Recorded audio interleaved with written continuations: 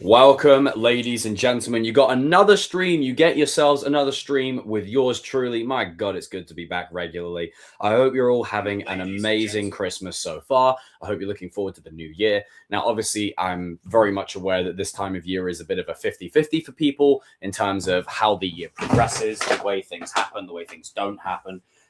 We've all got our shared I guess you could say, history with this particular season. But, Merry Christmas, one and all. Coca-Cola product placement, as you do. And obviously more people will roll in as the stream progresses. So if you're watching after the fact or on rewatch, I appreciate you and I love you guys too. Anyone that's watching live, I love you guys too. You're also just as awesome. What do I want to talk about? Well, I want to talk about Avengers Doomsday, and I want to talk about that because it's just the current, hot property topic lately. And I want to shout out to Welcome to Derry. That was a fantastic series. I do have a video just covering that in great detail that I will upload, if not this weekend, next weekend. But let's run through the chat. We got Lisa, happy birthday, happy Christmas to you, Abbas, Jermaine, Trophy Production. What's up, dude? Bless. It's a pleasure. It's a pleasure to be here as always. Now, obviously, again, I am aware people are not used to me doing this because I took a break for so long. So I'm glad to be back and doing it regularly, and I'm not going anywhere. Like I've said, I will commit to doing one stream every single week on Sundays. That's my promise. I'm not going away again. So now you probably want to get to the fucking topic, Jacob. Talk about it. So what I want to talk about? Well, I want to talk about Avengers Doomsday. And I want to talk about Avengers Doomsday primarily because it's just hot topic. Everyone's got something to say. There's these trailers that are getting leaked. There's AI videos and images everywhere. One thing I would like to harp on and really go into great detail on is I have accepted this movie is going to be a clusterfuck of a film. I think this movie is going to be fan service galore. I think there's going to be so many elements to this. And I did see some comments on one of my older videos that I put up a couple of months ago in response to stuff that I was saying now that I said then. This movie can only be so much. There's only so many levels that this movie can have to it because imagine this, you're going into an Infinity War. You have no Civil War. You have no Age of Ultron.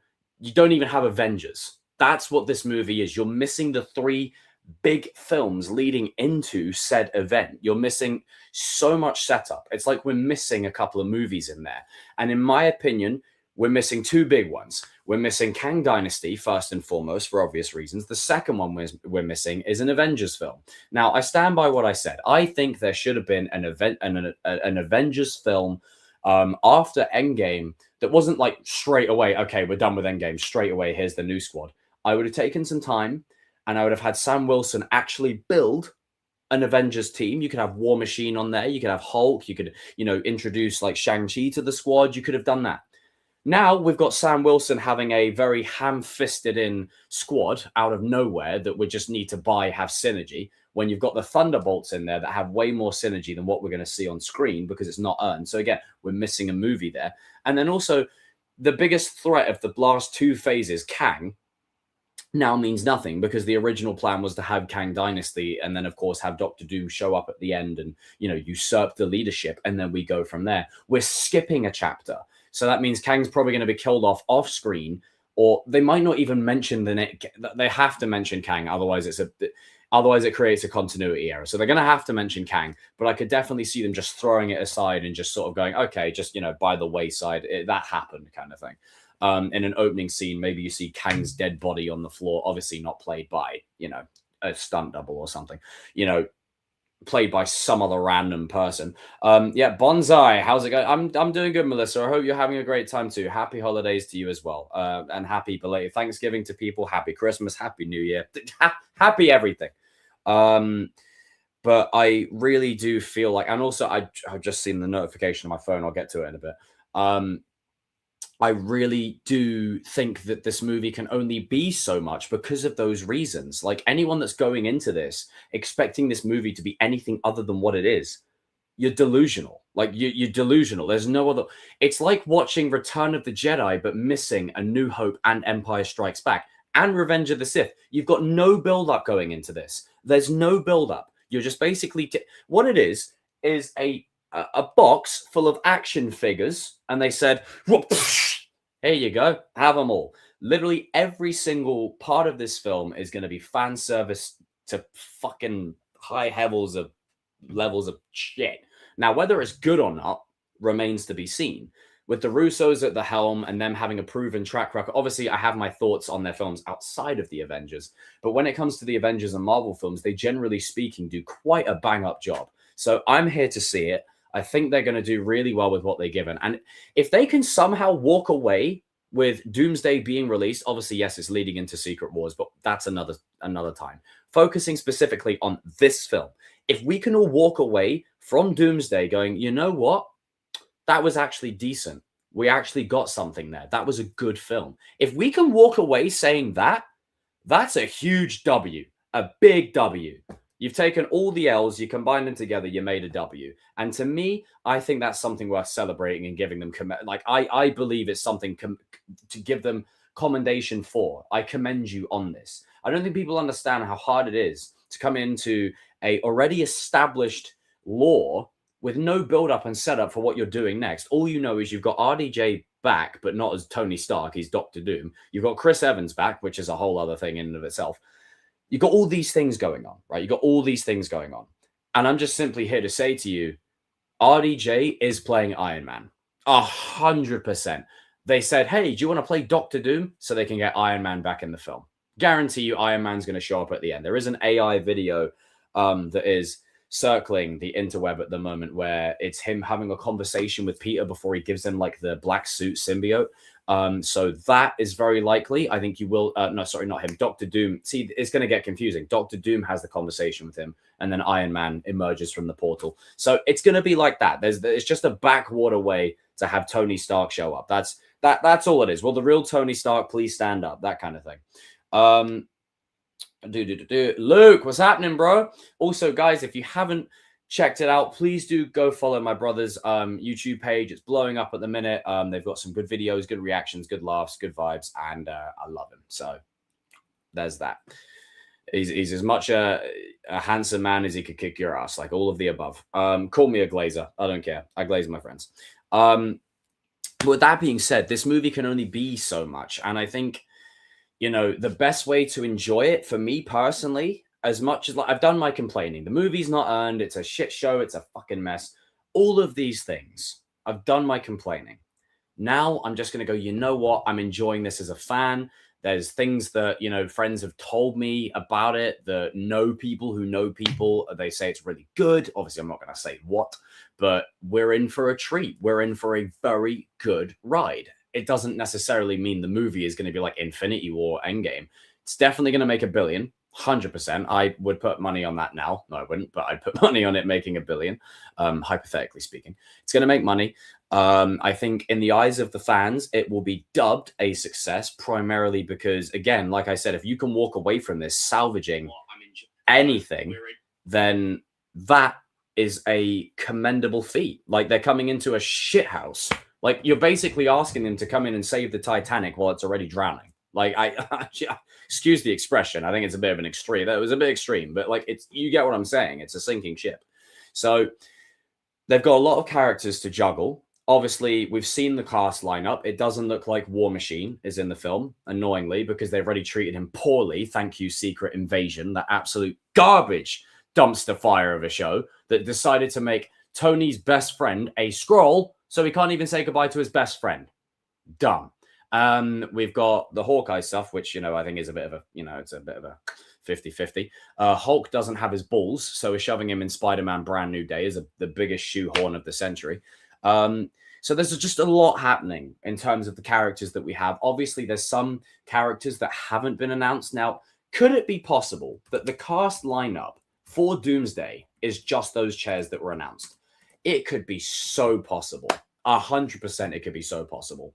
But to me, I think there's more. I think there's going to be more characters that are actually in store that we don't know about.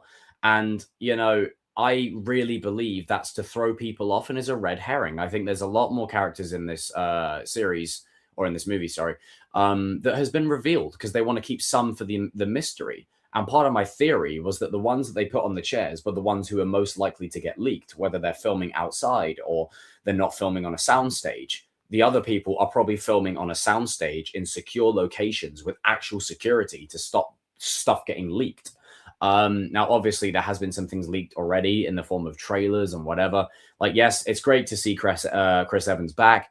I knew he would come back one day. Like, that whole spiel years ago about, oh, I'm never going to come back as Cap. Like, what are we adding? And then, like, RDJ saying the same thing about Iron Man. And then they're literally back now. Like, I'm money talks. But also, the story does warrant for it in the sense of if I was playing those roles, I'm playing a villain. So for Tony, that's a change of pace. I keep calling him Tony. It's the same thing. He's not really acting as he is Tony. RDJ is like, okay, this is interesting. I get to play a new character, new spin. There's probably going to be a plot twist with that. And of course, I'll get to play Iron Man again. Chris Evans is probably thinking, okay, I had my happy ending, but that's in jeopardy. I've got something on the line. And that's what you do. You need to give it some gravity. You need to give it some stakes. You cannot just have Captain America, Chris Evans, coming and going, oh, I can do this all day. Like, you can't do that. You need to earn it. So what motivation do you give him to get his ass out of retirement? In essence, you have Doom show up at his house and say, excuse me, mofo, you shouldn't be doing this. This isn't right. And then what ends up happening is he threatens, let's say, Peggy, because she's not Captain Britain here. She's just Peggy Carter, and Steve's child. That's the emotional stakes. And then, of course, you maybe have a character come in and save them before it's too late. And that gives you Captain America's personal motivation in the fight. Because, again, Doomsday leads into Secret Wars.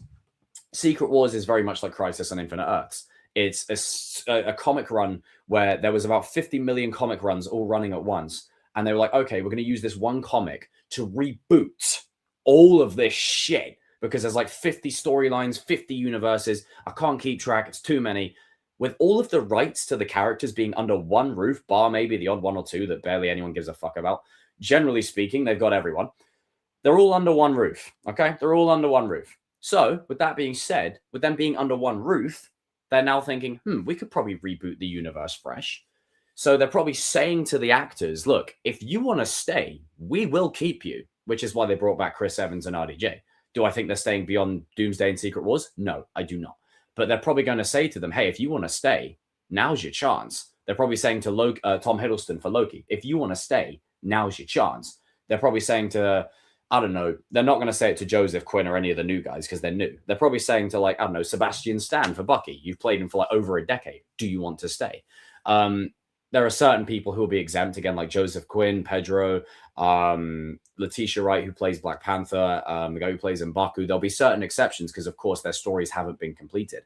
But anyone that anyone that may want to leave, they will be like, okay, once Secret Wars is done and the universe is rebooted, your role is recasted.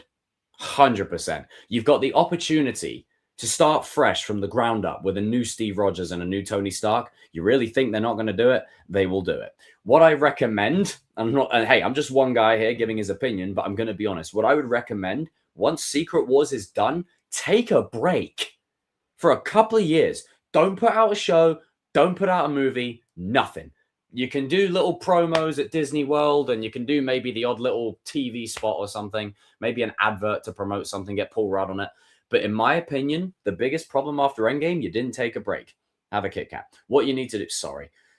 Jesus, don't ever say that again. What you need to do is, once Secret Wars is done, you need to take a break. I'm talking 2 years minimum. Take a break, right? You've now rebooted the universe.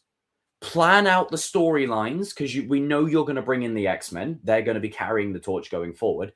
With that being said, you'll still have someone like Tom Hiddleston playing Loki, Pedro Pascal playing Mr. Fantastic. You'll still have these things, but you'll have Cyclops recasted. You'll have Tony Stark recasted, and then you will have a universe from the ground up. You'll get more comic accurate storylines, like you'll get a comic accurate Civil War. To a degree, I know people have their feelings and thoughts on it, but that's what they'll do. Like, as a business, they're looking at this and going, you know what? That's a damn good fucking idea. Can you please bring Cobra Kai back? I don't have that power. I don't have that power. I do have a stream lined up for what I would do if I did bring it back, but that's another day. But generally speaking, That's just what I would do, because they're going to reboot it. They're going to start fresh. And it's going to be jarring to see someone like Anthony Mackie, who's playing Falcon, or Captain America. And then you have Steve Rogers. But I think the route they're going for is a more comic accurate type of story where you have multiple Captain Americas at once. I think the universe is going to open up. I think there's going to be a lot of opportunities to have other characters come in. Hell, I mean, there could be a moment where frickin' Tom Cruise is playing the new Tony Stark, and then frickin' Tom Holland looks at him and goes, "Oh, not this shit again, Tony, Mr. Stark. You're different. The fuck?" Like, that will happen. That's exactly what the CW did with Crisis on Infinite Earths. They did a similar sort of story where it's like they kept certain things, i.e., people that wanted to stay, or the story that warranted them to stay, or the actors who wanted to stay, and they rebooted and recast everything else. That's what's most likely going to happen. So I'm ready for it. A lot of the people you see in this film in Secret Wars, they're not staying. Like, they're not here to stay. This is going to be the last time you see Patrick Stewart. This is going to be the last time you see Ian McKellen. This is going to be the last time you see James Marsden. Hugh Jackman, they'll probably find some way to keep. This is going to be the last time you may see Wesley Snipes. This is going to be the last time you see Tobey Maguire, like Eric Banner if he's in it. Like, all these people that are being rumored to be in it. This is a legacy for Marvel. This is the end for a lot of these actors. They're never going to be coming back. For some of them, like Toby, this could be it. I don't think you're going to get a Spider-Man 4. I really don't. Andrew Garfield, they could do a thing where they make him Ben Reilly or something like that. And the Spider-Verse is always possible. So it depends on Sony, really.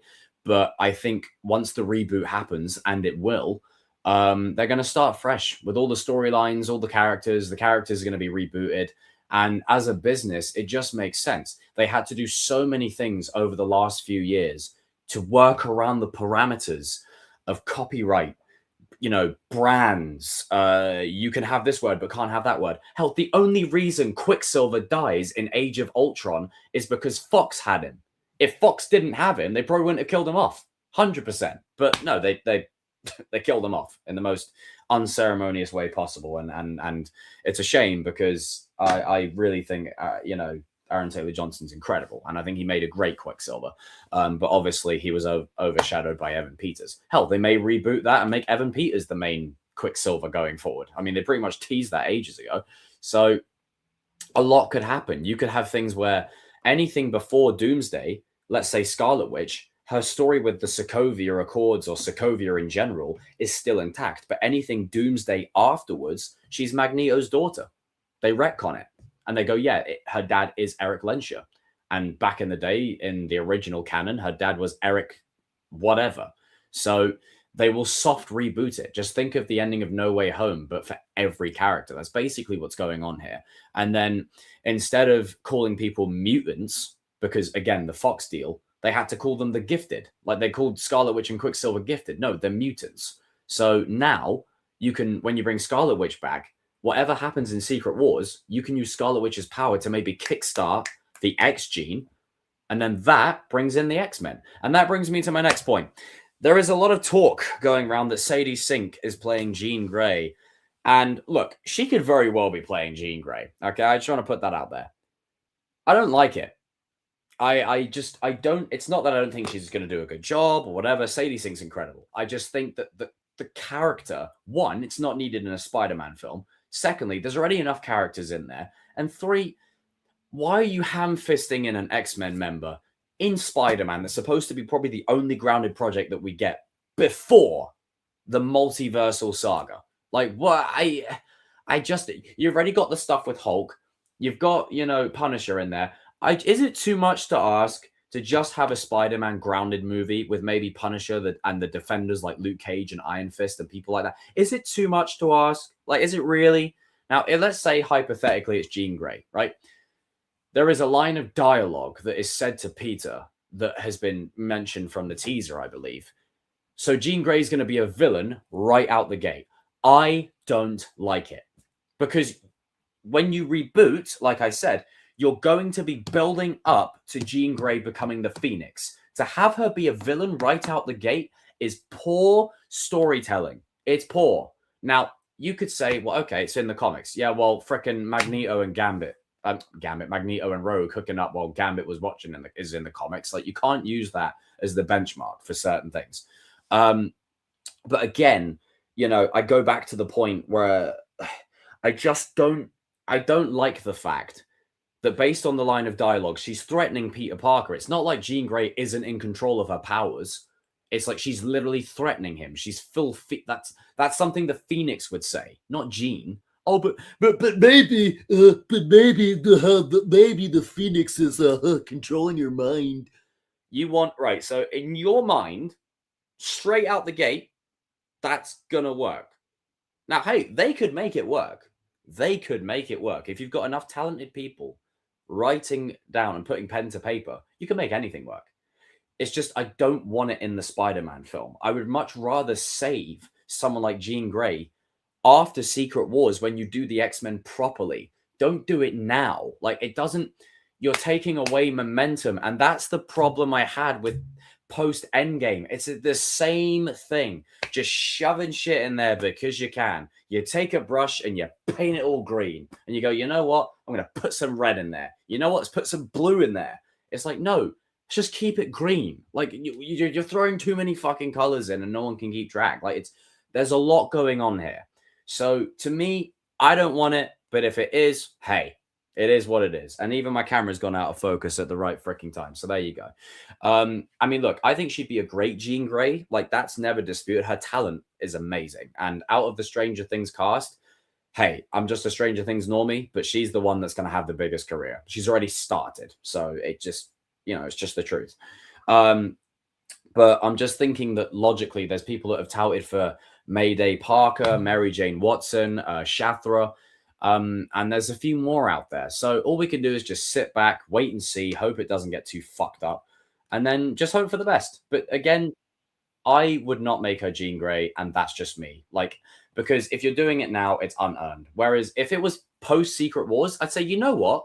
If we're going for a younger X-Men, she would be a great young Jean Grey. And I'm sure she will be if that's what they do. But I don't feel like it's earned. I feel like it's synthetically created just for the sake of it. And I don't like it. Like, I just want John Bernthal and Tom Holland. I don't want all these, other characters that don't need to be in here. And I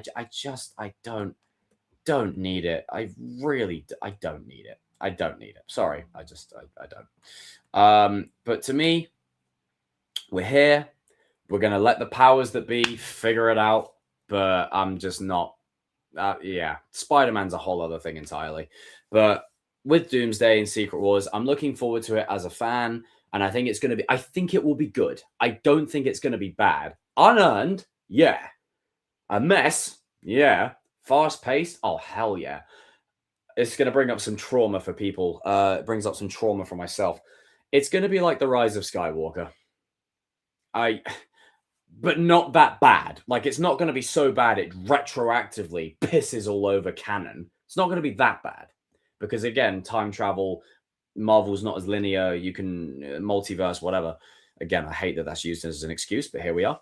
But they're not going to retroactively piss all over all the other canon. If you choose Endgame as your off point, that's your off point. And to me, Endgame is my off point. That's the end of the saga for me.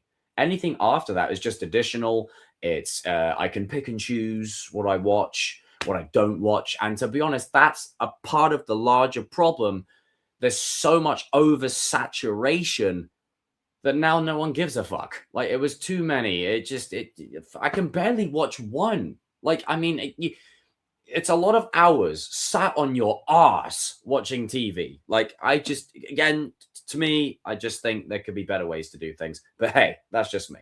Now, if you're just joining, please do watch the last 24 minutes of this back, either tomorrow or a day later, because I did say some really good stuff that would get some really good conversations going about the reboot at the end, them keeping certain actors and certain other actors not, like all that kind of stuff. So I'd be interested to hear what people have to say. Deal with Monster 2005. First time seeing you here. Welcome. Saw a theory that in Doomsday, Spider-Man will let his guard down after seeing RDJ Doom unmasked, and Doom will kill him and the symbiote will resurrect him. Do you know what? I'm very positive we will see this. I think it's going to happen. Hey, Charles Cole. What's up, dude?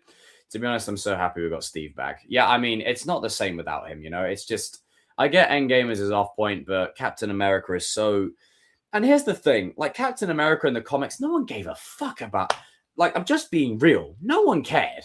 The movies elevated Cap 50 levels. And now it's like, when you played Marvel versus Capcom back in the day, Captain America was in there, but he wasn't a front runner. It was more like, okay, I know people are going to troll me for this, but it's true. Cyclops, it was Wolverine, it was, just mostly the X-Men predominantly, Spider-Man. Now, any Avengers game they do, Captain America is a mainstay in every single game they do. Hell, this new game they just played, Marvel Invasion or whatever it is, this like sort of 2D animated game, that also has Captain America in it. So it's the power of Cap, the power of Cap. Damn, that could have gone a completely different way on another Sunday. But yeah, no, everyone who's watching right now and after the fact, smash that like button. Do jump in the comment section down below. Let me know, some of you, if you agree with any of the points that I've raised so far, any things I've said, any things you may disagree with, whatever it happens to be. And as I said, I'm going all in, streaming every week. I've got some exciting streams coming up. Obviously, I can't tell you one of them yet because it's all contingent on someone being available, but I'm looking forward to doing that stream and it's going to be good. So if they're watching, shout out to them. It's been a long time coming and that's really good. I'm feeling very, very, very excited about that. Now, I will be bringing the boys on not too long. I know I've got my man Kevin backstage right now, but I'll be bringing them on in about 10 or 15 minutes. So let's chill with you guys in the chat. What do you think? What's your hype for Doomsday? Let me know. And obviously, this movie can only be so much, but I'm ready for it. I'm here for it. I'm very here for it. And yeah, Garrett, I'm glad you brought this up because this was my next point. This is the biggest issue I have is that, you pass the torch, but it doesn't feel like he's actually been given the torch. He really hasn't. It's like they've given it to him and it's like they've not even trusted him. And the movie that they gave him was so subpar. Giancarlo was wasted. The stuff they did with Isaiah Bradley was cool, but not utilized. Torres wasn't really given much to go with. Harrison Ford did great as Thaddeus Ross. Obviously, rest in peace to the original actor, and it is a shame, but Harrison Ford did good with what he had. I just think the movie was very subpar, and I think it could have been way more than what it was. And throwing the Hulk against Falcon, like, here's the thing. I love the idea that Captain America can be anyone, okay? I love it. I do agree with that. At this point, though, you need to give Sam the serum.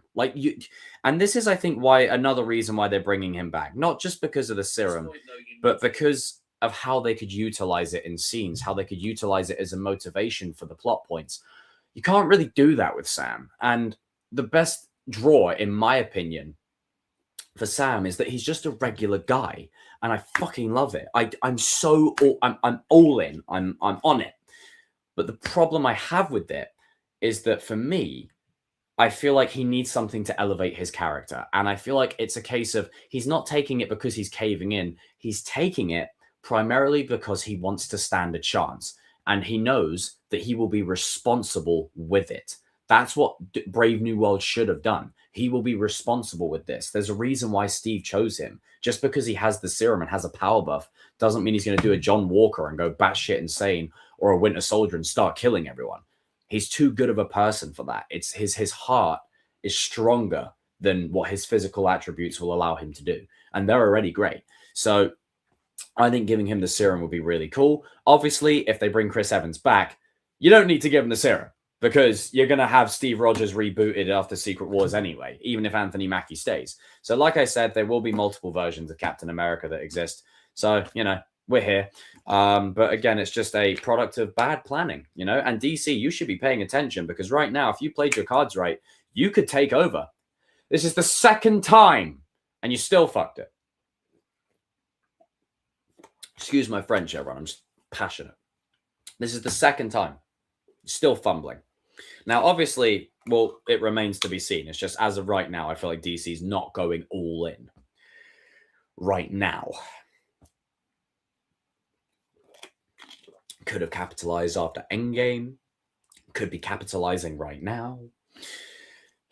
But hey, I just want to see both franchises succeed. And quite frankly, I want to live in a world where DC and Marvel are in tandem with one another.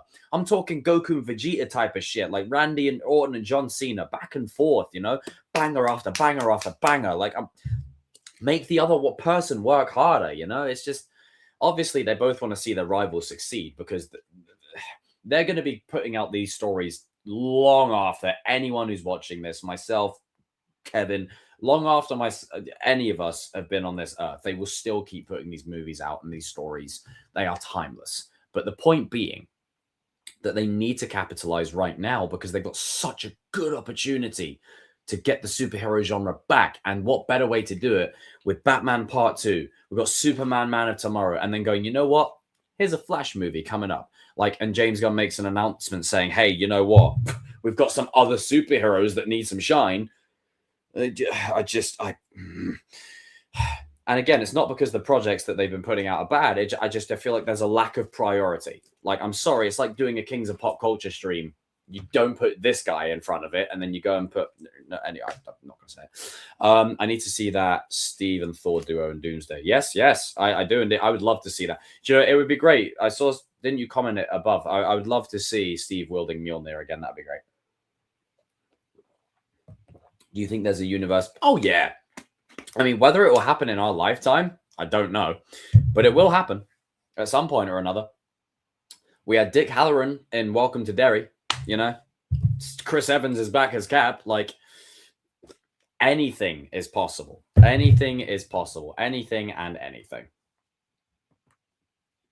All right, I'm just going to get this link sent to a couple of my peeps. Righty-o, boom. Okay, right. Don't worry, boys. I'll bring you on in just a couple. Prioritizing it. Prioritizing a Jimmy Olsen show over. Yeah, it's Sam is an underdog that needs proper. But exactly. And it's like, I feel like giving it to him now, it actually works because he resisted taking it when he should have. He didn't fight Red Hulk and take the serum and go, ugh, and then just go and start fighting him. He resisted it. And he had massive power of friendship plot armor. But, you know, it's just, I feel like now if you give it to him, it makes sense. You're going into a multiversal war. Like, I mean, against literally Marvel legends. Like, you got freaking... If the rumors are to be believed, we've got freaking Tobey Maguire. We've got Andrew Garfield in there in some capacity. Wesley Snipes, Eric Bana. Like, there's all these people. And you got Sam just going, nah, I got wings. Like, I mean, come on. And I'm not going to lie, I think it would make for some good action. I think Anthony Mackie, he does great with the scenes that he's given, but giving him that serum, when I tell you, if he was flying and threw that shield and catches it mid-air, that shot would go so hard. So, yeah. Now, obviously, I know they did bring up Batman, and Batman doesn't have powers. One, he's Batman. Let's just state the obvious. Secondly, he's Batman. Thirdly, he's Batman. That's it. That we're not having any wiggle room there. Do you think any of the agents of S.H.I.E.L.D. Maybe. I would love to see Robbie Reyes. His Ghost Rider was fucking sick. I'm sorry. Where is the scene? Where is the scene? Where is it? I'm gonna find it. This was my favorite season of Agents of S.H.I.E.L.D. Season 4. Where is it? Ghost Rider's. Hang on. Just any scene he's in. Where is it? I'm going to play one that I freaking love. This is one of my favorite title cards. Like cut. Like, I guess you could say what they call it, a cold open. One of my favorite ones in existence. Let me find it. Where is it? This. Here we go. Honestly, I'm sorry, but this right here was freaking peak. I freaking love this, and I still love this. I don't care. I'm playing the audio. You got to hear this. Right. Where is it? I'm sorry. If you've seen it, you know. I'll show you.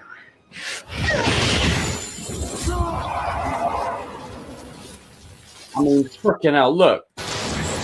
The jump. Look. Oh, damn! Fucking hell. Shit. I mean, Christ! And then this had me freaking hyped. Wait.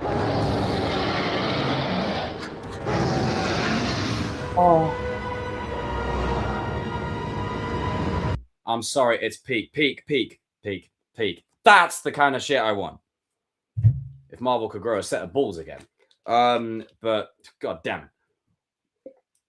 And stop giving me the power of friendship crap. But you know, I would love to see it. I would love to see it. Okay. Rightio, I'm going to send the link to a couple of my people. And I know Kevin's backstage, so we'll see how many join. Obviously, guys, the way the new format works is, look, I'm just going to be real. I think being transparent is the best policy. Trying to get everyone on is a lot harder than you would think. And matching up time zones and shit, it's not easy. So the way streams work is I'm going to stream regardless every Sunday. This is a Sunday service with Jacob Angel. I'm here every Sunday, baby. But also, once I get to the half-hour mark, I'll start bringing people on if they're available. The problem why I stopped doing Kings of Pop Culture is primarily because it's hard. Everyone's got lives. Everyone's got a schedule. It's hard to match it all up with 10 plus people. And obviously, look, I'll address the elephant in the room. Cobra Kai was the thing that brought us together. It's now no longer there. So without that, we have lost a bit of identity there. But going forward, the identity is basically what it used to be in the original days of this channel. And to be honest, I think Kings of Pop Culture will always be there. But it's going to be a new thing now where there's less pressure on people needing to be here. Obviously, I don't want to get too deep, but I feel like transparency is the best thing because, you know, you people want to know.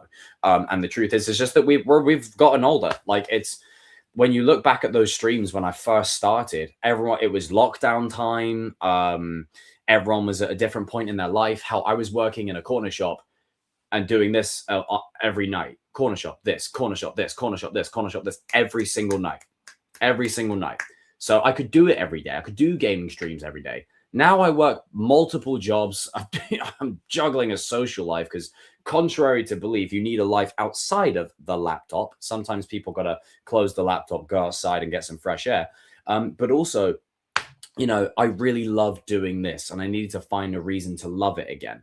And not to get too deep, but Cobra Kai fatigued me the fuck out. Like I love the show and I have rewatched it since, of course. I will always love it. It's one of those shows that I'm going to love forever. But, you know, I didn't talk much part 3 about it because I was ready. I was ready for it to go. Like I just think that I was dragging it out a little bit. And I think I became so Cobra Kai specific and oriented that trying to shift back to the original intention was kind of hard. And now we're getting there, you know, we're getting there. And I'm very grateful to everyone that is still watching me, even after all this time, because let's be real, predominantly the people that were brought in to this space were either by my Fast and Furious videos early on or Cobra Kai videos or another Robbie video. Yeah. But you know, and hey, still should have won, still stand by it. Sorry. I'm joking. I can hear the comments now. Sorry. I just love trolling people. The rage bait's too easy. But generally speaking, I'm very grateful for everyone, and everyone who's in this stream right now watching after the fact is part of the Chosen One update page on Instagram that keeps people in the loop, you know, keeps people fully enveloped in all things going on. And I'm not going anywhere. I'm here to stay. So those 100 people that are in that space, I appreciate you, I love you, and I see you, and I ain't going nowhere. I miss Cena already, fuck's sake. And that's a whole other bloody thing. But that being said, we're going into a new era. I do have a new streaming squad that I have comprised that will be kicking off next week. Next week. I've got some people in there you may recognize. I've got some friends of mine, and it's going to be good. Kings are always the priority. They're always going to be with me. They're my ride or dies. But again, like I said, I think the problem was I got so lost in doing things as a pack, I lost the original identity of myself in the process, and this is the chosen one. So we're going back to that, and I'm very grateful the lads even want to keep continuing on with this, and we love just talking all of this stuff. It gives us a chance to vent, it gives us a chance to interact with you guys, and it's a nice little community that I built here from nothing on a broken ass laptop that sat in my cupboard. So, you know, fond memories. You know, even my camera's blurry right now. That's going to be a meme in the future at some point too. So yeah, with that being said, onward and forward, and I'm hopeful to do a few videos just to focus you in. Oh fuck it. I'm hopeful to do a few videos in future just to buff up the numbers, because streams are great and they make it a bit more personal from like me to you, but the videos really buff up the numbers. Right, let's just try and get this focused. And right, okay, all right. It's still not right. No choice. Damn it. This is why you need a ring light, people.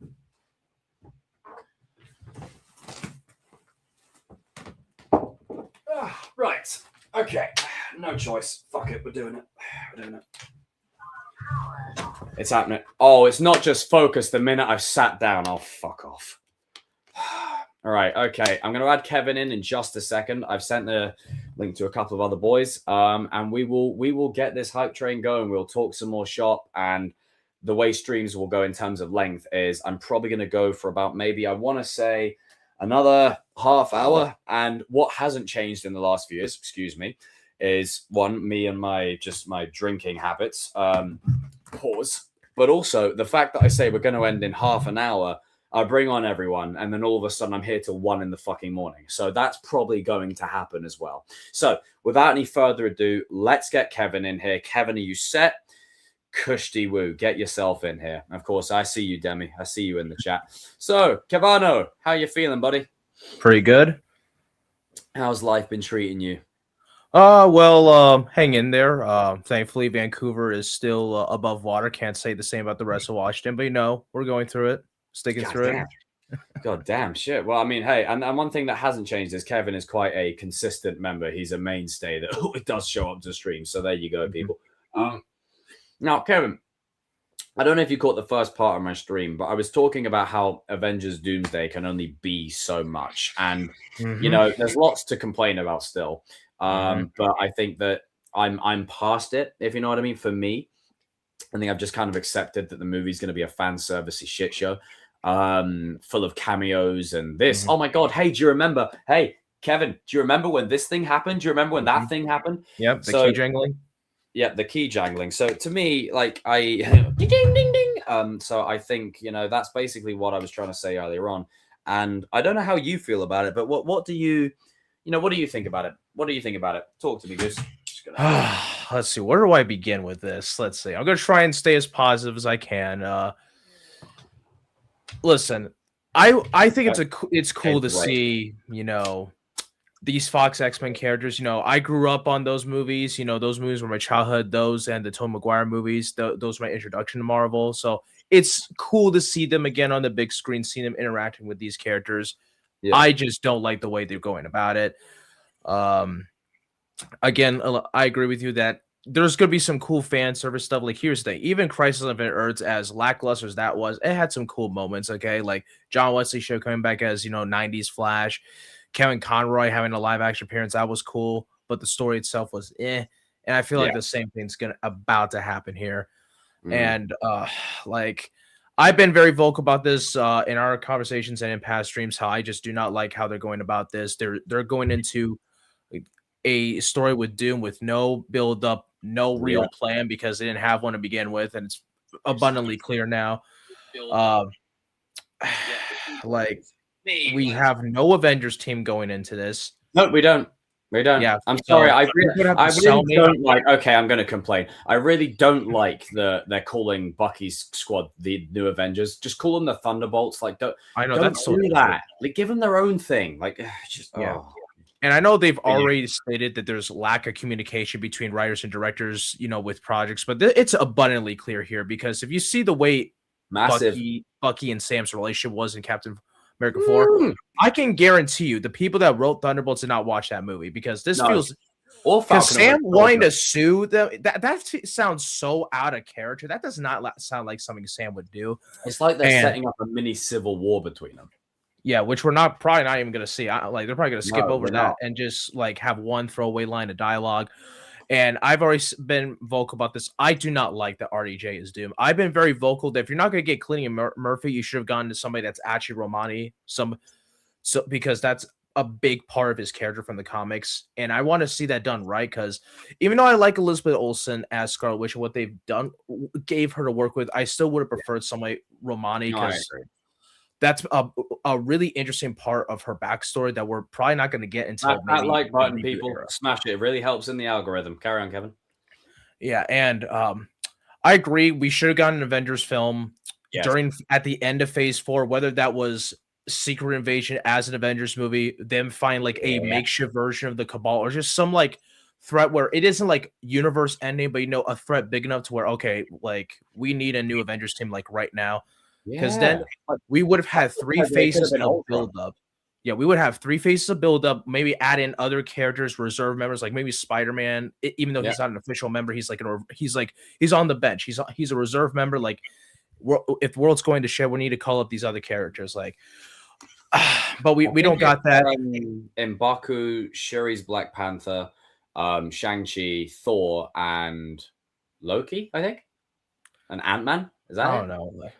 I think that's basically it. There's no synergy or build up to him though. Mm-hmm. Like, there's none. Yeah, and another thing, Secret Wars is, at least the 2015 version of Secret Wars, it's very, like, even though yes, you have Spider-Man, you have other characters here, it is very much a Reed and Doom centered story. Okay, that is a rivalry that is so important that we're probably not even going to see. And I know they're probably going to do something, well, since there was a time jump in that post-credit scene, maybe they've been beefing off screen. It's not going to work for me. Like, you're going to have to really sell me. Like, if you're still going to do that, if that's still going to be part of the story, you're going to have to really sell me on that, because we have not seen these two on screen at all in this particular continuity. And it's just not going to work for me, because it really bothers me, because I like RDJ. RDJ is a good actor. I'm sorry. If you're going to make him a villain, they should have just had him be Superior Iron Man. Yeah. I'll just be real. But and I'll find a way to earn it. It's like, I remember when it was announced that he was playing Dr. Doom, and everyone was like, oh my god, he's back, oh my god. Literally, like, let's go a step further. Everyone was just sitting there going, oh my god, he's back, I can't believe it. And I went, I don't like this. I don't like it. Yeah, it's lazy. It's a very clear desperation and a cry for help, because like you fail to make your casual audience care about these newer characters. I like a few of these characters, despite Moon Knight being lackluster. I like that show. I love Shang-Chi, but the fact that Shang-Chi hasn't gotten a sequel is crazy to me. You fail to make people care about these characters. That was one of the first few movies in the new phase. Yeah, you failed to make people care about these characters, so you're now backtracking, and now you're kind of just caving into what people said at the start of this, that the MCU cannot survive without Iron Man or Steve Rogers. You just literally, proved it. Mm-hmm. Yeah, because like, even if they had like a quote unquote general roadmap, they had no real concrete plan how to get from point A to point B. On how to get. No plan on to get from point A to point B. They couldn't even get from point C to point D.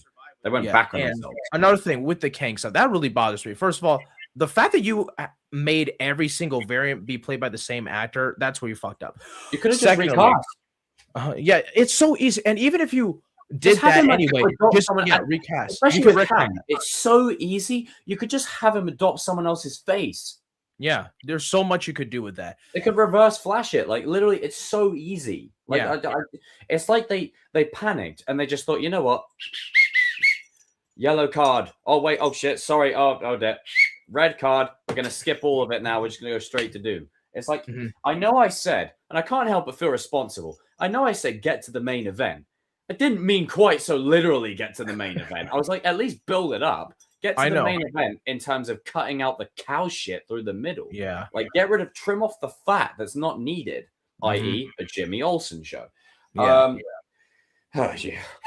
Different franchise, but yeah, because with the state that we're in now, this would be like if they were building up to Thanos, something happened, they decided to backtrack. Batman Beyond is coming to Fortnite, by the way. Anyway, continue. Okay, yeah. This would be like if you were building up to Thanos, decided to backtrack halfway through and replace it with a Nihilist with no buildup.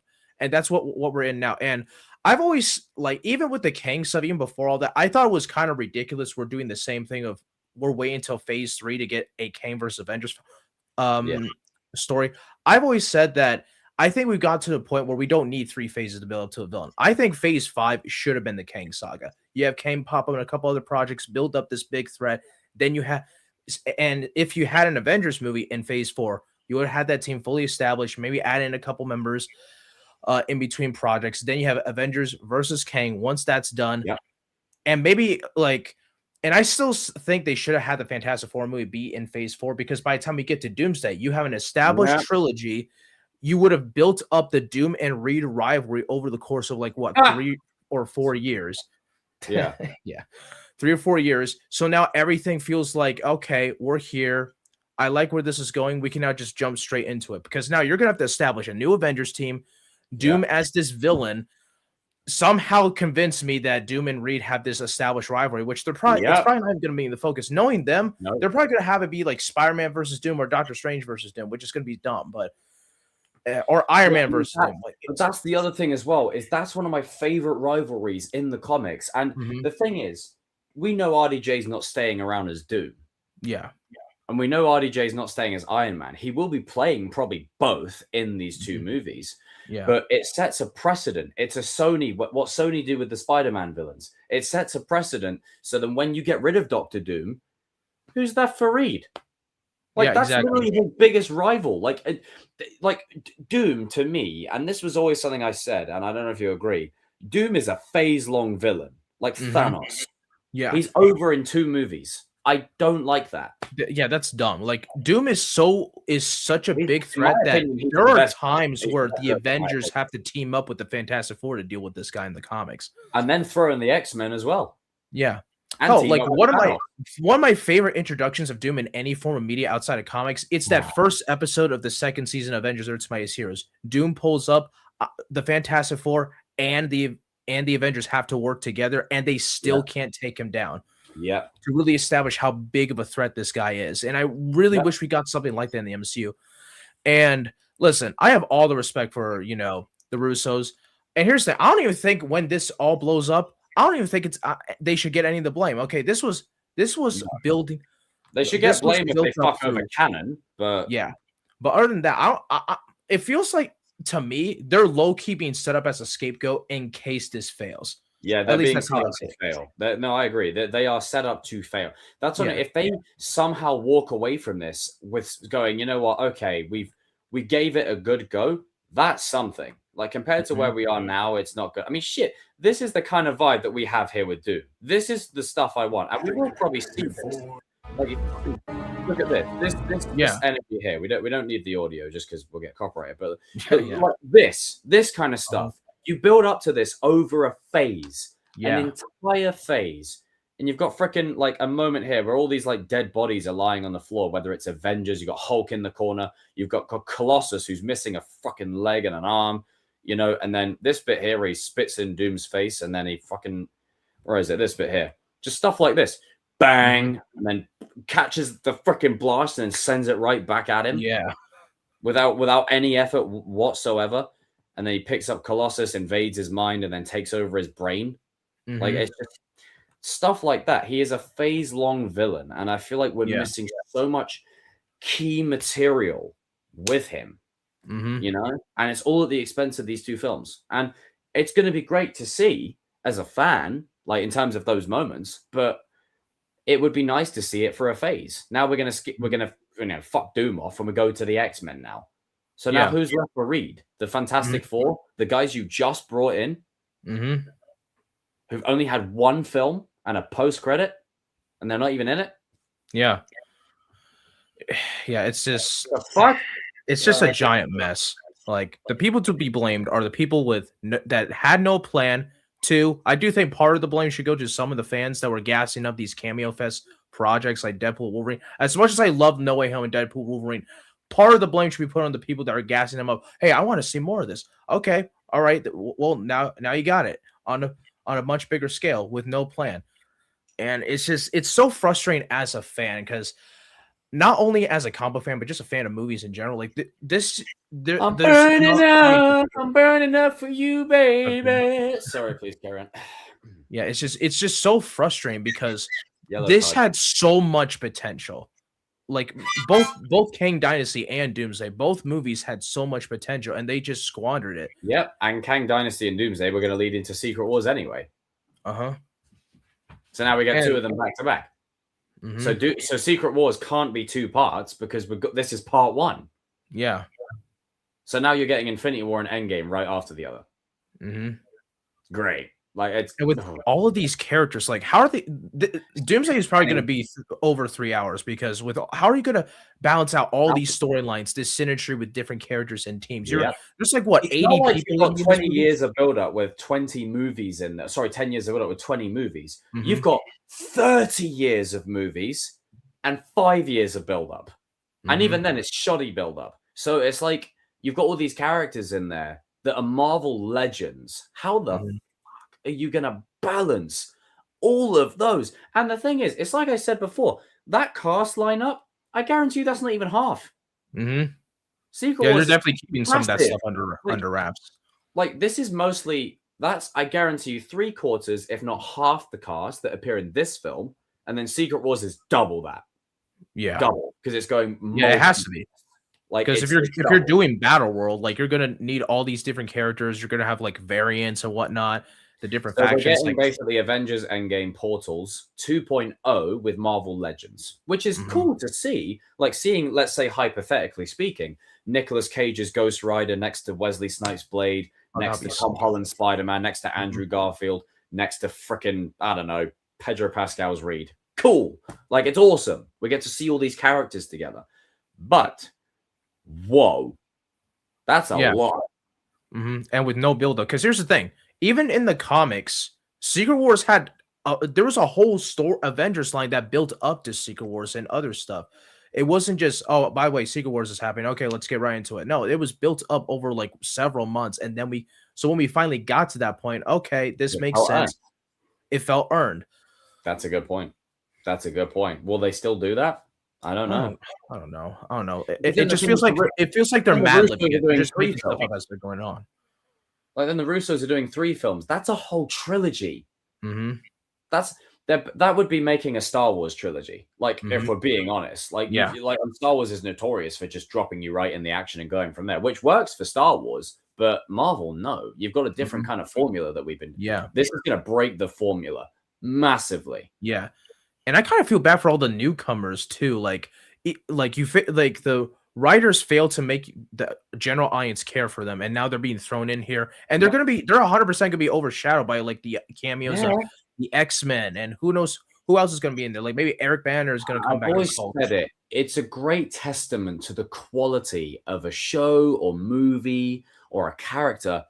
If a character can stand on their own 2 feet next to a legend, and I care more about them, and that's why obviously I don't want to bring it back to Cobra Kai, but it's just a good example. Which is why I talk about Miguel and Robbie so much, is they're standing next to Johnny and Daniel, the legacy characters of the brand. Sometimes I care more about Miguel and Robbie than them two. That's a testament to the quality of it. I don't feel that when I'm watching Marvel. Yeah. Not right now. Like, I care about Sam. I care about John Walker. I care about Yelena. But it's like, if you go and bring Chris Evans back, you go and bring Wesley Snipes back, Tobey Maguire, like Hugh Jackman again, like I'm gonna be like, well, I love you guys, but the X-Men, those are the OGs, the OG X-Men. They've basically built the ground you walk on, and this is the thing. One thing that it will do is new fans who don't know all of that stuff will be like, who are these guys? Why is everyone jumping up and down, screaming all over the place? Because this is how it started. If it wasn't for those films, this wouldn't be happening. They had to, like, all of the trials and tribulations, the Last Stands, the Dark Phoenixes, Spider-Man 3, like TASM, like all of these things have led us to understanding what works for superhero films and what doesn't. They set the foundation. Yeah. Even if we don't like it or agree with it, those movies failed, like they achieved by failing. Because now we know the benchmark for certain things of what to do, what not to do. We know not to give Spider-Man shitty eyes on a freaking costume suit. We know not to rush the Phoenix saga and condense it into one film. We know to stop love triangles and overusing them to overshadow shitty writing. We know to stop cutting characters and blue balling them just for the sake of pushing other characters who aren't popular, i.e. Wolverine and Mystique. Wolverine's different because we love Wolverine, but Mystique, come on. just stuff like that. We know how to balance it. We know we don't want to see emo bully Maguire again, as great as it was. We don't really need it again.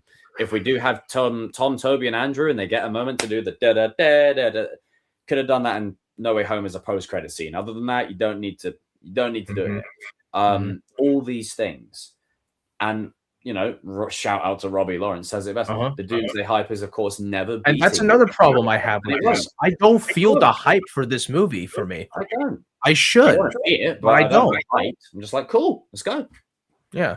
Like, it's just I've got a bunch of action figures and just throw them into the blender. Yeah.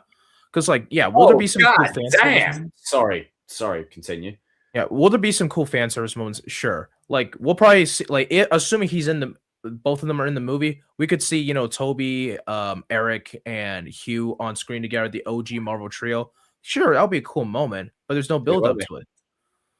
I mean, it's just so if we were to see Toby, Wesley, Hugh, together, the three people that really built the ground, I would be I would be hyped, dude. I'm not even But that's what I mean. It's cool to see, and it doesn't go beyond that. It doesn't go beyond, and that's the problem. There's no build up. The payoff isn't going to feel as earned. And it's just having moments where, let's say for example, Cap lifting Mjolnir in Endgame. What's that moment this time? I don't see Sam Wilson having a moment like that. No. And that's a shame. And that's a shame. Even if they're not a newcomer, someone who's been around for ages, like Sam and Bucky, they're just there for other characters to shine. It's great Chris Evans is back. And obviously, like I was talking about earlier on, the bit where it's like, okay, the stakes that you give it is that Doom is threatening his child. So the child and Peggy, they get the fuck out of there, and someone gets Cap out of there. That's Captain America's emotional investment. Thor's is his daughter. All of these kinds of things. So we've got the emotional gravity, but do you realize it's coming from the core, the core characters? Yeah, it's not coming from. Honestly, we don't know if War Machine or Hawkeye are in it, but other than those two and Black Widow, them three, they're not in it. But Hulk, Thor, Captain America, and Iron Man are going to be in it, and they're using that as an emotional tether, because it's like, you remember how when we described The Walking Dead, the reason why Carol and Daryl and Negan and Maggie and Rick and Michonne can't die, the reason they can't die is because they're the only tether we have to the past. Yeah. When you're watching the show from the beginning, if you have no characters by the end of it that you didn't start the journey with, no one cares. That's the problem. You can make tertiary characters, but if you have nothing that links the past to the future or the future to the past, no one's going to give a shit. Yeah. Which is when they soft reboot, they'll keep some people. So, I just feel like that's another problem. And then they're using the OGs to rely on that to stimulate that feeling. And it's like, hey, do you remember? And hey, it could pay off well. We could come out of the movie and go, that was fan service, but they did very well. And the Russos are very good at balancing superheroes. Yeah. They managed to give everyone their shine, generally speaking. However, they've got dare I say it, they've got an even harder task than Infinity War and Endgame. Primarily because Infinity War and impossible. There was at least a journey into it. You knew what it was going to. Yeah. So it's not to say it was easy, to stick the landing for those two films. They pulled off a fucking madness. But this, one, there's no build-up. Secondly, multiple characters again. 3, there's no Thor arriving in Wakanda because Stormbreaker's built, or Cap wielding Mjolnir, or Cap showing up to save Scarlet Witch and Vision in Infinity War after Civil War the first time they see him, because the last time they saw him. There's none of those little moments. There's none of them. And then you've got Marvel Legends in the mix. No Way Home managed to do it just enough with Andrew, Toby, and the villains. Multiverse of Madness fucked it right up. So, and that was with what, one legend, and the rest were all just fan casts. Yeah. To do that with fan casts that they'll have in there, probably for banter purposes, but hey, you wanted to see Willem Dafoe as the Green Goblin again, here you go. They'll have moments like that where people probably play a character again just for shits and giggles. To balance the legends as well is not easy and no small task. And then how much screen time do you give them?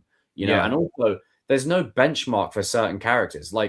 If you look at Magneto, I feel as much as Fox X-Men was what it was, Magneto was a constant. And whether it was Ian McKellen or Michael Fassbender, every movie he's in, gold. The one character, a bit like the Kylo Ren of the franchise, the one character that's consistent throughout. The only reason I'm not including Professor X because is what Dark Phoenix did to him in that film. But generally speaking, other than that, there's no benchmark for Jean Grey other than disappointment. There's no benchmark for Cyclops other than cuckoldery. There's no benchmark for Wolverine other than shoving him in everyone's face every 5 seconds. There's no benchmark for Gambit beyond what we've just seen.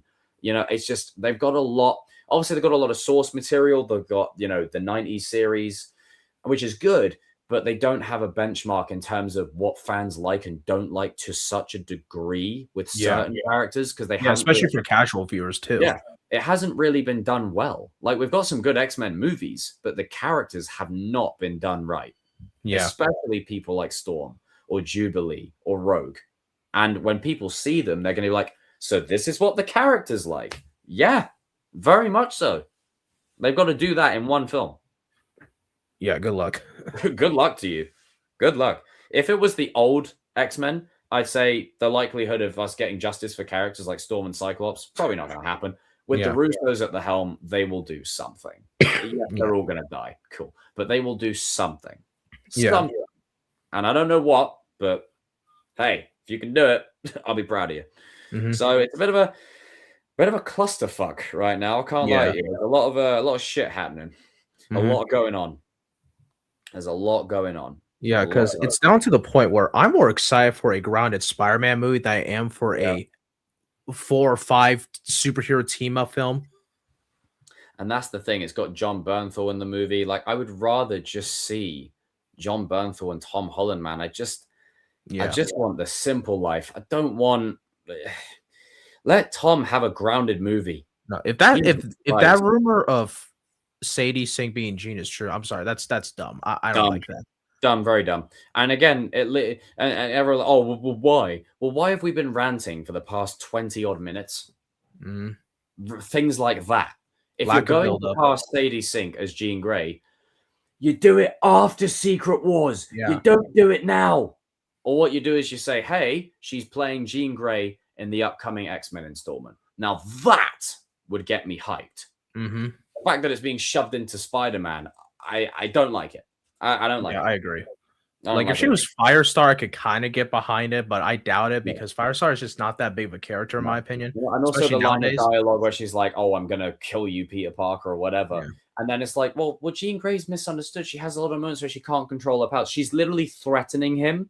That would be the Phoenix. That's not Jean Grey. So therefore, you're doing Phoenix right out the gate.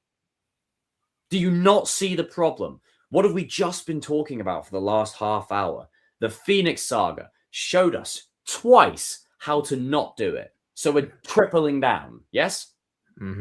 Stupid. Sorry, not you, just the people that really... Also, like, I know there was that rumor going around of her being Sathra. I don't like that because... We mispronunciate that, Shathra. Yeah, because that run introduced a very controversial retcon to Peter's story. By introducing like those, and here's I think supernatural elements. I don't know much about it. What was it?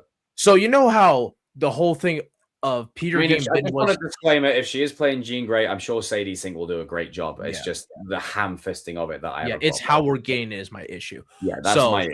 Go ahead. The whole thing is that Peter getting bitten was an accident. That's like what made his whole origin interesting is that it literally could be anybody. Yeah, no, that's not canon anymore. He was destined to be Spider-Man because it was all part of the web of life and destiny and shit. No. And they no. It gets worse. They then recently retconned it again so that Peter Parker is no longer the original Spider-Man. It's some dude from South Africa who's the original Spider God, and all spider powers originate for him. Like, what are we doing here? Like, come on. Just leave it with Peter Parker. What the fuck? Like, this isn't this is what I call sequelitis. Where it's like, you do a sequel, how can we change the past just to be, new and different? Leave Peter Parker's backstory that alone. It's fine as it is. The point of Peter Parker is he's just an average Joe, regular guy that gets powers. That's the appeal of his character. And obviously Spider-Verse happens, but that's a different type of thing. We're not doing that. Yeah, absolutely. The whole thing does lead into Spider-Verse, but it was a very also the whole thing of so during that run, if I'm remembering correctly, that was during that time where Peter very briefly got organic webbing. That's what some people are claiming happened in that 20p Oh dear. leaked trailer. But I don't know how you were able to notice that. I can tell what was happening. That looked like a giant red blob to me. But if that happens, it has to be earned because, like, allegedly, Man Spider's supposed to be in the movie. No, he's fucking not. I highly doubt that Destin's gonna put Man Spider in this movie. And I don't know. It's just like we have so much conflicting information. I think we just need to wait and see what happens. Yeah, Sathra's not going to be in this movie. You're going to put a supernatural character in a grounded story. Yeah, I don't think so. I think it's just going to, sometimes the simplest answer is the best one. I really don't think it's Jean Grey. If it is, fine, we'll work with it. I just feel like right now it's not the time. Like it's the problem with this Doomsday. It's just there's so much going on, and you want to add even more. Let Spider-Man have a grounded movie. We haven't had Spider-Man since Andrew Garfield left. Oh, but we've had Tom Holland. No, we haven't had Spider-Man. We've had Tom Spider-Man going on a journey to get there. We're now there. Let's do it. Have a mature take on Spider-Man. Let Tom flex his acting chops a little bit. That's what No Way Home was good for. You got John Bernthal's Punisher in there. You can have some moments of conversation. There could be moments where I think someone said the Hand might be in the movie, and that's why. Oh yeah, that's why I've seen too. Now Punisher may not have connections to them, but he's helped Daredevil fight them. So maybe he's like, oh, hang on, I know a guy. He's like, hang on, weren't you my lawyer? I don't even know who you are, kind of thing. It's like, oh, well, there you go. Like, that's how you can connect the Defenders together. And then going into Doomsday, the reason why Spider-Man's not with the Avengers at first is because he flat out says, no, I'm looking after the little guy. You guys do that. I'm not going through that again. Like, I can't. Like, that shit hurt me. Like, I died, you know? So he stays ground level. He unites the Defenders, like, Daredevil, Punisher, Luke Cage, whoever. He focuses on that. The events of Doomsday happen. And then he gets brought out of retirement, quote unquote, into Secret Wars. And then you can bring in the grounded people to help out as well. Like, I think it would be a much better story for Spidey to say, no, I'm not doing it. And then at the end of Doomsday, he gets involved. Yeah. Because he's drafted into it. Like, he's forced into it. Yeah. It's like, he doesn't want to do it. It's like, no, I'm the Avengers. You got the Avengers, you got the new Avengers, you got all these powerful people, you got freaking whoever. Well, you got She-Hulk, you got Shang-Chi, you got Captain Marvel. Why do you need me? Yeah. And also, I want Peter to be a bit selfish. I think the events of No Way Home should really set in here. That anger that he shows at the end, the natural progression for his character, especially if he's getting the symbiote in Doomsday, especially if he's with Punisher in this film, Hulk's in this film, the movie's theme should be anger. And will he cross that line? Especially if Scorpion is the villain pushing it out of him. Like, he's pushing him. If he's pushing him to really cross the line and he doesn't, that would be great. That would be really emotionally satisfying. That would be a very mature take that would set Tom apart from Toby and Andrew. That would be like, okay, this is a very distinct Spider-Man film that the other two haven't had. It's unique in its own way. And that's exactly what the movie needs to be. If you go and throw in a bunch of Doomsday shit in there, it's like, no. Because then what's going to happen is we know you're going to use them for Secret Wars, which is fine. That's when you're supposed to do it. But not now. Yeah, give it some time. And also, the post-credit scene or the ending of Doomsday will go a lot harder if you don't use Peter Parker until that moment. Yeah. Just saying. And what better way to get fans hyped than have RDJ there as Doctor Doom, and then here comes Peter with a fucking symbiote suit going, Tony, cut to black. Cut to black. Cut to black. Obviously, after more shit's happened, but cut to black. That's it. Also, with the black suit, I want Peter to stick with the symbiote for a while because I want to see the symbiote story done well. Yeah, and I want them to take a bit of inspiration from both the 90s series and Spectacular Spider-Man. One particular thing about Spectacular Spider-Man I love, and it's that attention to detail, is that the symbiote suit, it evolved the longer he had it, because before it's just a black and white version of his costume. Then the webbing starts to disappear. I think the 90s series really set the benchmark for it. Then he starts he starts to bulk up a little bit, and then he has the big spider. It gets bigger, and I love that. Harry Osborn is introduced and shit like that. Like, you could literally go the route of, obviously, we can debate whether they give it to Eddie Brock or Matt Gargan or Harry Osborn or whatever. As long as it's earned, You're not giving it to Flash Thompson. Fuck that. No. Sorry, no. Absolutely not. You sell me better as Ned being Hobgoblin. But for me, I think once Doomsday is done, Secret Wars is done, you let him keep the suit, as you're saying. You let him have it for Spider-Man 5, obviously like the 5th installment in his run. In the 5th installment, that's when you bring in Venom. Yeah. At the end. Like at the end of the movie, that's when Venom appears. 6, that's Venom. The whole film, just him and Venom duking it out. You can have other characters in there, like other villains like Shocker and whatever. But maybe they get in the way. And maybe there's... it all depends on how 5 is played out. Like, I don't want to jump too far ahead, but 5 definitely needs to be Venom-oriented. And I think I want the symbiote story done right, and I think Tom would really do so well. And also, look, Tom's great at playing, so I just, spoke to Mr. Stark, and I just did this thing, and, he's good at playing the dorky.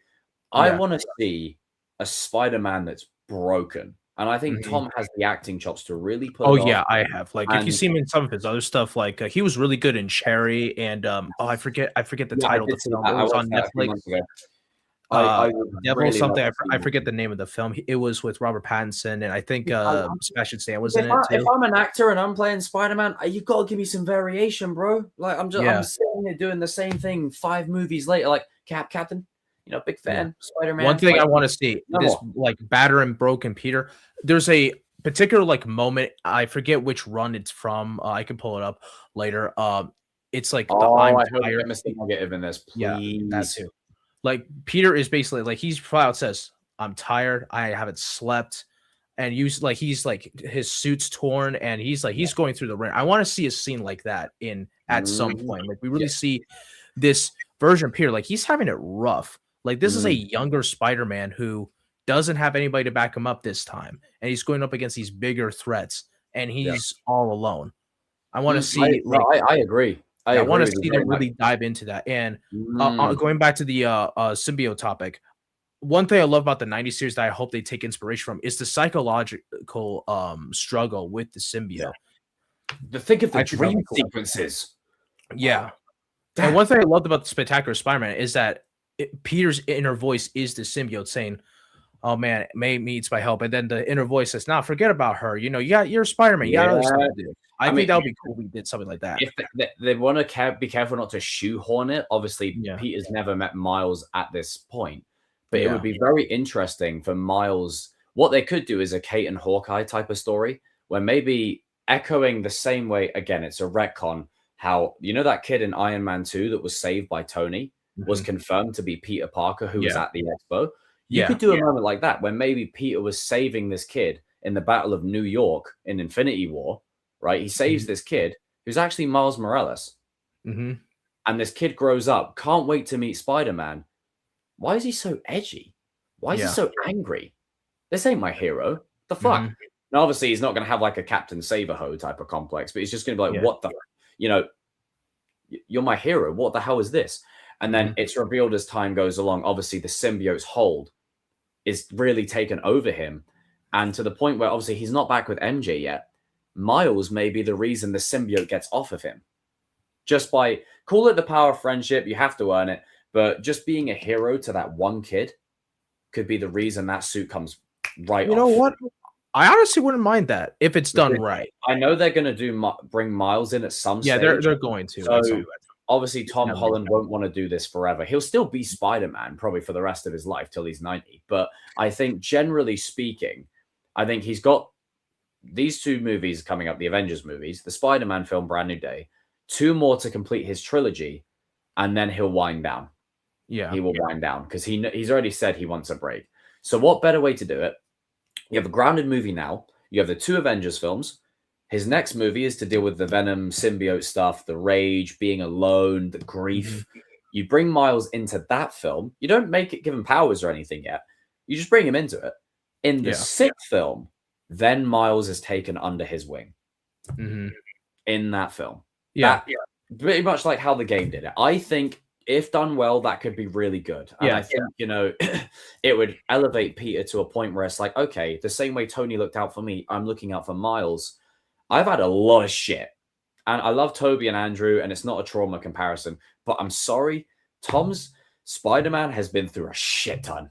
And it's like, and he's he started out way younger than him too, because he was like what, sophomore in high school when he first got his powers. And you mean to tell me that we're not going to have a dark movie in there to really go, man, this poor kid, he's been through it. Yeah. So let's delve into that a little bit. You can use Miles and MJ and Ned, all these things to do a Harry Potter Order of the Phoenix thing to like save him at some point from the suit and what he's becoming. Because after Secret Wars is done, the reboot happens. I guarantee you they'll do something where MJ and Ned remember him. Like they'll remember him. So, or whatever, they'll find some way to wiggle around it. Yeah.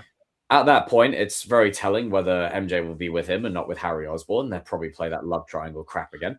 Annoyingly, again, but we're here. It's in the comics. I don't get a say. I don't get a say. All I get is that's all I get.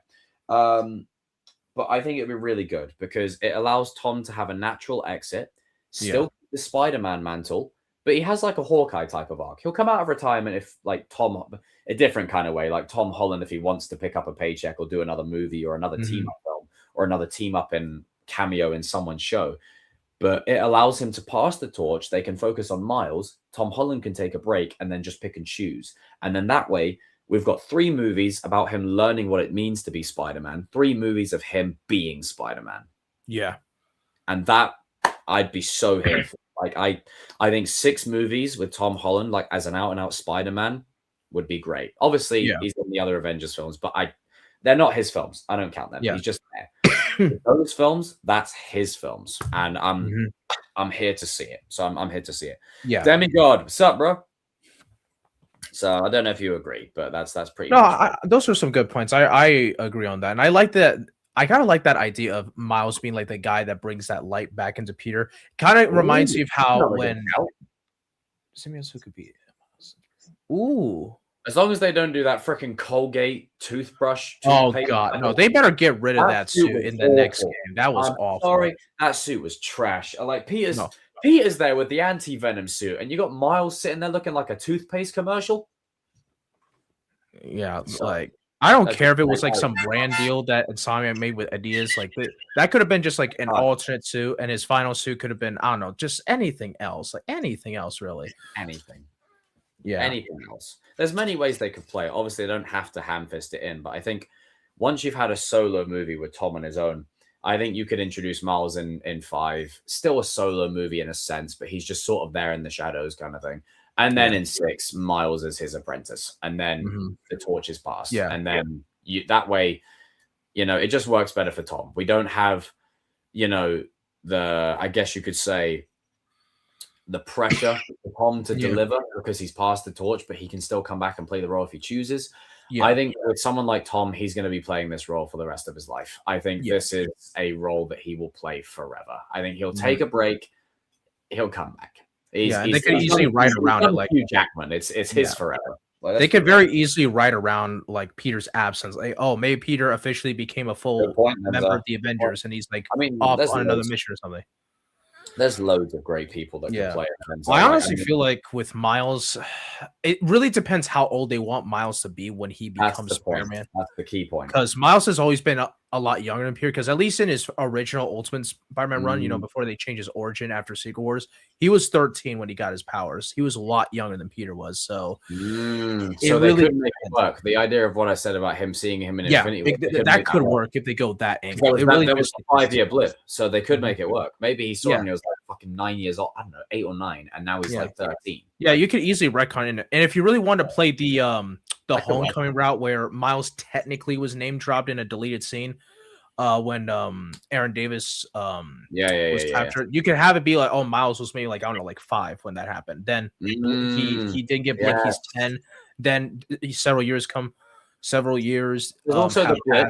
That is a big time jump that will allow so he'd be 10 like in Endgame, but then like let's say Brand New Day takes place like what 2-3 years after No Way Home, he'd be like what 13, 14. Yeah, no, I agree. With that. So it could work if they did with that conversation to be had. Like Miles is definitely on the way. It's just a case of when. I think we need to see one more movie of Spider-Man before you even go near Miles. Like I said, let's see the journey of this one first. Then you bring him in 5 for a bit here and there. Just I also like in future installments, I want Tom to like grow his hair out a bit to like how his Peter's hair looked in the 90s to really show his age, because I want Peter to be like in his mid to late 20s by the time Miles. Could you imagine in the 6th film, maybe that's when he actually gets MJ back. Yeah. But he gets MJ back, he gets Ned back, like all of it. And that's when Miles is like, take a breather. Yeah.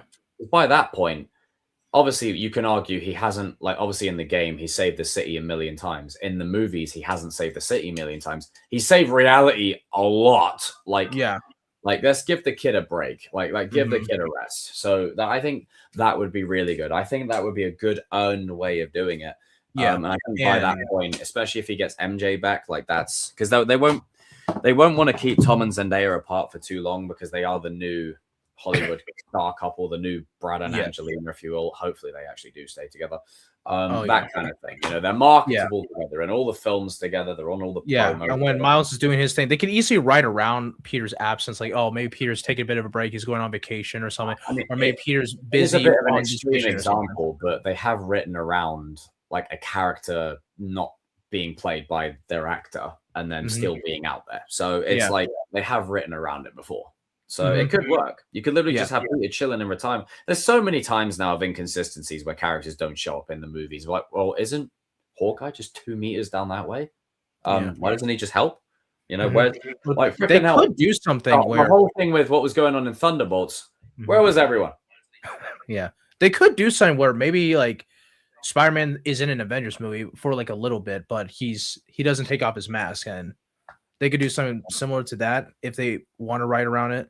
I mean, shit. Could you imagine if Tanner was cast as Harry Osborn and then frickin' Dallas was cast as Miles? That would be crazy. I mean, Tanner is around the same height as Tom, so that'd be good. They're both acrobatic as well. Think of the fight scenes you could get.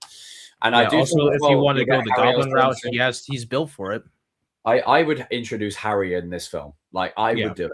Like I think it's the right time to do it too. Yes, massively. Harry Osborn in this film. And then the events of whatever happens in the next film leads to him becoming the Goblin.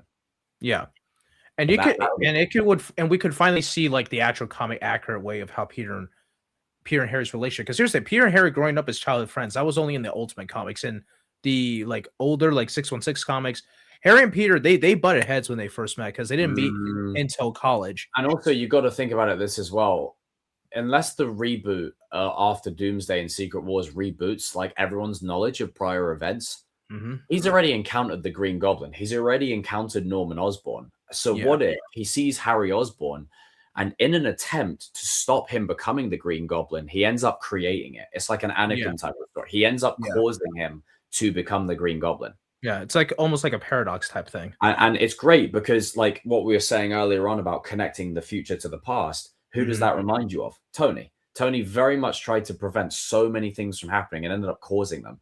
And that would show you how much Tony has rubbed off on Peter. He's like, okay, I'm going to prevent you from becoming the Green Goblin. One, because your dad tried to kill me, kill my aunt, freaking lunatic. And secondly, you're my friend. I like you. You know, you're cool. Yeah. But also, oh dear, at the end of the movie, oops, you're now the Green Goblin. I fucked up. I've done a Tony. And then you can bring Happy Hogan back in and for a little pep talk, a CW style hallway speech where he's like, oh yeah, Tony, you know, did that as well. He ended up fucking causing the Ultron situation or whatever. Yeah. You know, it's like it keeps that connective tissue between Tony and Peter to still keep in line with the MCU's approach for that mentor type of thing, you know?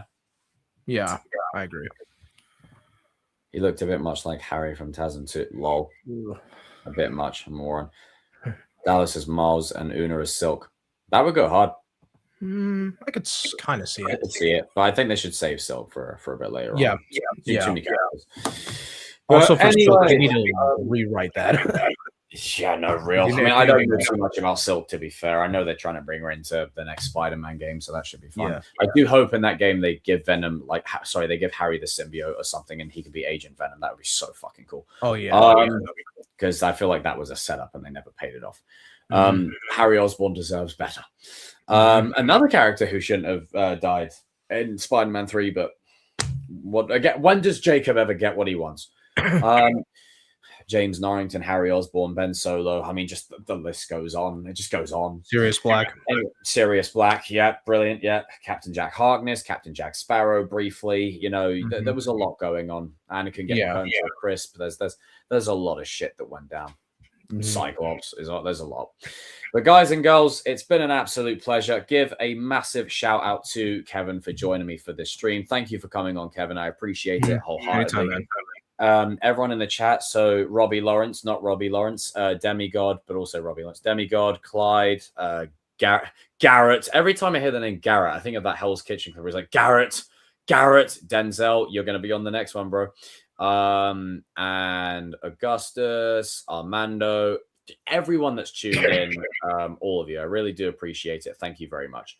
It's getting the Anakin Skywalker, Tony Stark. Oh, fuck yeah, damn right. You never get what you want. Nope, I don't.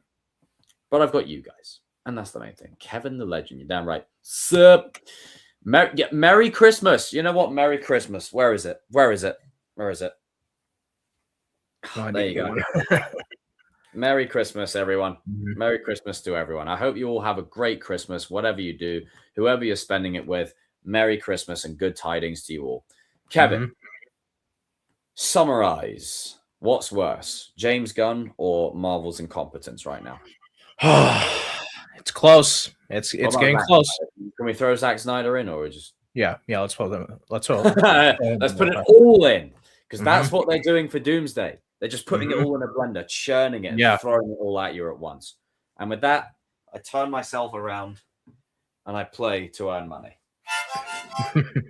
End the stream now. Oh wait, I have to do it. Sorry, I have to do it. Of course, I have to do everything. I will see all of you next week. Appreciate you guys. Love you all dearly. And onward and forward. Let me play a little clip just for the outro, because, you know, good tidings we bring. Merry Christmas, everyone. And always remember, if you get a Lynx box set, including the shower gel and the deodorant, you know exactly what to do. You know exactly what to do. And then just crash out. Just crash out.